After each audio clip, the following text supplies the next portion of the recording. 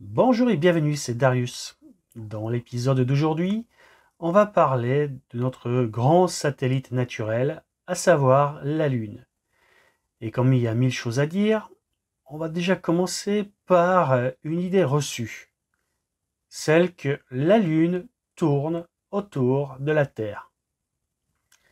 Alors là, vous vous dites, n'importe quoi, tout le monde sait que la Lune tourne autour de la Terre. Et c'est vrai. Mais elle ne tourne pas du tout autour de la Terre comme vous l'imaginez. Et c'est ce que je vais démontrer dans cet épisode.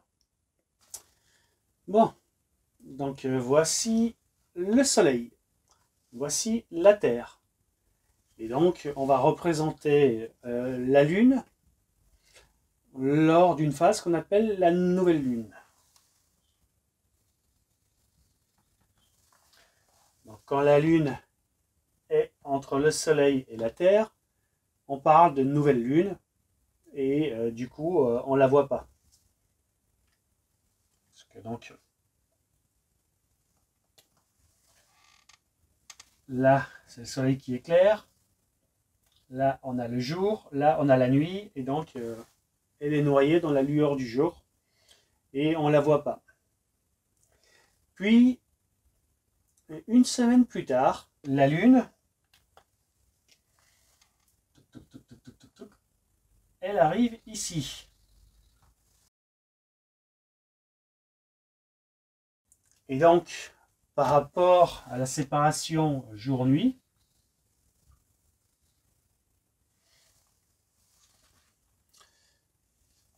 eh ben, il y a une partie de la Lune qui sera éclairée, une partie de la Lune qui ne sera pas éclairée. Et du coup, ce qu'on verra dans le ciel, c'est le premier quartier. En fait, une lune qui va ressembler à ça. On aura la lune dans ce sens-là pour dire, voilà, le premier quartier. Puis, une semaine après, la lune, elle va passer ici.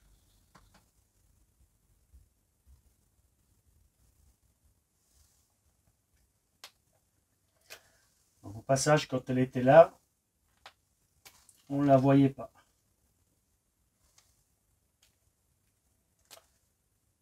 Donc là, elle était toute noire. Là, elle est éclairée à moitié. Et quand elle est là, elle est pleine. Donc là, on voit la lune éclairée par la lumière du soleil. Et du coup, c'est la pleine lune. Et ce sera le cas dans quelques jours. Mardi, pour être exact. Puis, une semaine après, la Lune va arriver ici. Et là, ce sera le dernier quartier.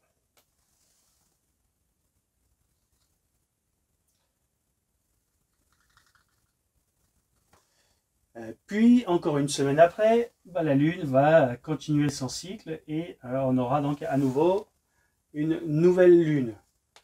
Et donc là, si on regarde ce cycle-là, on a bien la Terre, enfin la Lune, qui tourne autour de la Terre. Sauf que on a oublié de préciser que pendant ce temps-là, la Lune et la Terre se sont déplacés dans le ciel. Puisque donc la Terre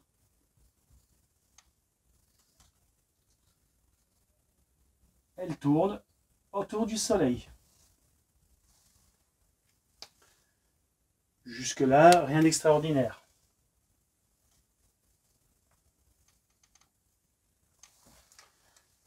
On le sait depuis Copernic que la Terre tourne autour du Soleil.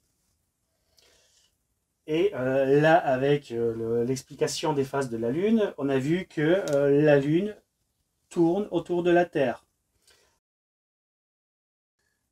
Donc, puisque la Terre, elle tourne autour du Soleil,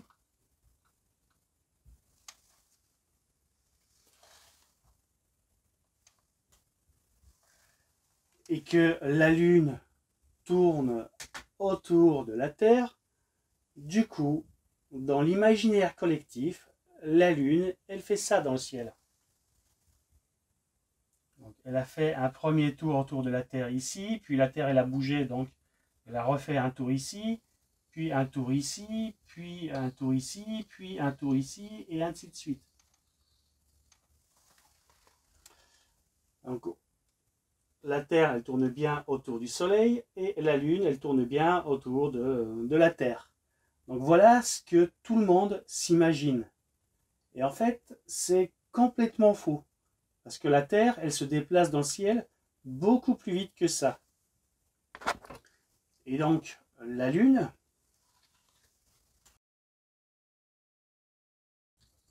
qui est là, quand la Terre arrive ici, ben, elle est par là.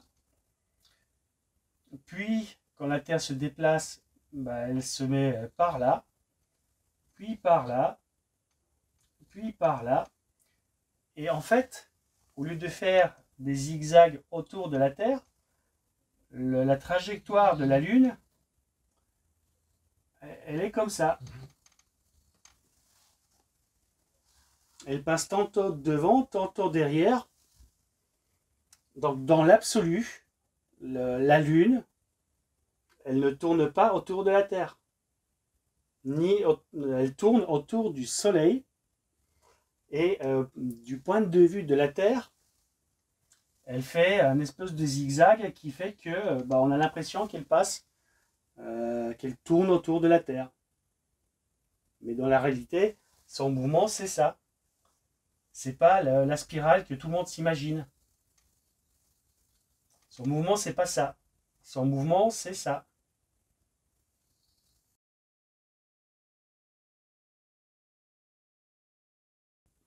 Pour qu'on puisse dire que réellement la Lune tourne autour de la Terre, il aurait fallu qu'elle fasse ce mouvement-là.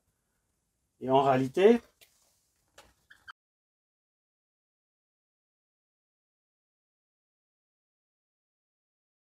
par rapport au mouvement de la Terre, elle fait un mouvement totalement différent. Bon, donc si on prend le cycle lunaire ou le mois lunaire, bon, donc j'ai dit 4 semaines, c'est évidemment une approximation, puisque donc c'est à peu près 29 jours et demi.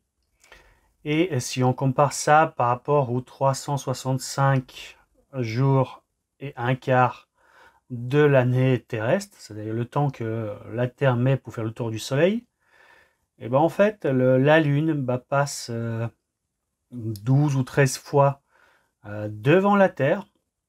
On a 12 ou 13 selon les années de nouvelle lune, 12 ou 13 pleine lune, et ainsi de suite.